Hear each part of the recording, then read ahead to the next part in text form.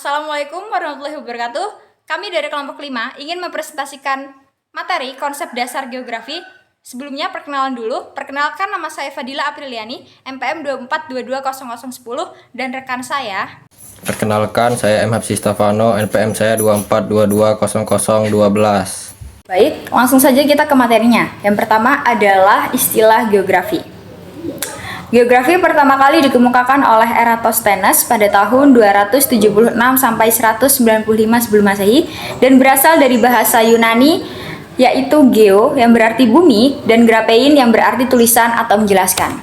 Dalam konteks ilmu, geografi dapat diartikan sebagai ilmu yang mempelajari ruang dan interaksi antara lingkungan fisik dan manusia.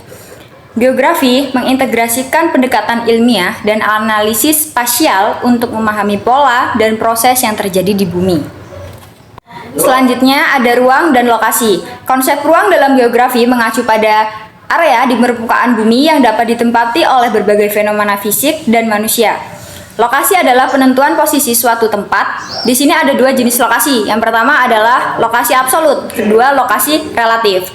Apa sih lokasi absolut? Baik, lokasi absolut dapat diukur dengan koordinat geografis, sementara lokasi relatif menggambarkan posisi suatu tempat berdasarkan hubungannya dengan lokasi lain.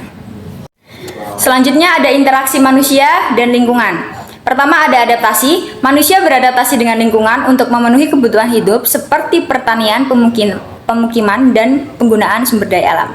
Kedua, ada dampak lingkungan. Aktivitas manusia seperti industri dan urbanisasi dapat menyebabkan perubahan lingkungan termasuk pencemaran dan deforestasi. Sebaliknya, lingkungan juga mempengaruhi aktivitas manusia. Di sini ada keterkaitan dan aksesibilitas. Yang pertama, keterkaitan. Mengacu pada hubungan antar daerah yang terbentuk melalui perdagangan, migrasi, dan penyebaran budaya. Contohnya, globalisasi yang menghubungkan berbagai negara melalui ekonomi dan komunikasi. Selanjutnya ada skala geografi. Skala geografi itu ada 3, teman-teman. Pertama adalah skala lokal. Nah, skala lokal ini memfokuskan pada fenomena di tingkat desa atau kota. Kedua, skala regional. Menganalisis fenomena di wilayah yang luas seperti provinsi atau negara. Yang ketiga, ada skala global, mempelajari interaksi dan fenomena yang terjadi di seluruh dunia seperti perubahan iklim dan globalisasi. Selanjutnya adalah wilayah. Wilayah adalah area yang memiliki karakteristik tertentu yang membedakannya dari wilayah lain. Pembagian wilayah dapat dilakukan berdasarkan fisik dan manusia. Fisik ini seperti iklim, vegetasi, dan geomorfologi. Yang kedua adalah manusia. Manusia ini seperti budaya, ekonomi, dan politik. Di sini ada 2 tipe wilayah, teman-teman. Yang pertama adalah wilayah formal. Wilayah formal ini memiliki batas yang jelas. Selanjutnya akan dibacakan oleh saya. Pendekatan dalam geografi. Pendekatan spasial. Pendekatan spasial adalah metode dalam geografi yang fokus pada analisis distribusi, pola, dan hubungan fenomena di ruang. Pendekatan ini mempertimbangkan bagaimana lokasi dan jarak mempengaruhi interaksi antara berbagai elemen seperti populasi, sumber daya, dan lingkungan.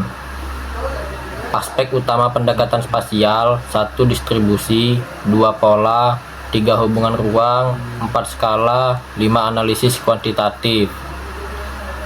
Pendekatan ekologi. Pendekatan ekologi dalam geografi menekankan hubungan antara manusia dan lingkungan serta bagaimana keduanya saling mempengaruhi.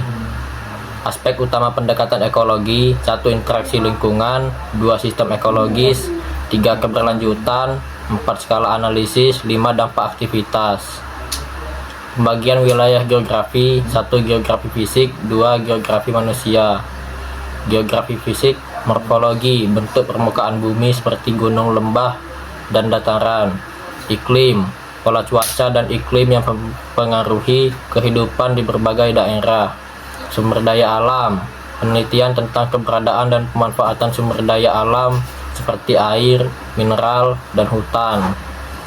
Geografi manusia: demografi, populasi, kepadatan penduduk, dan distribusi manusia.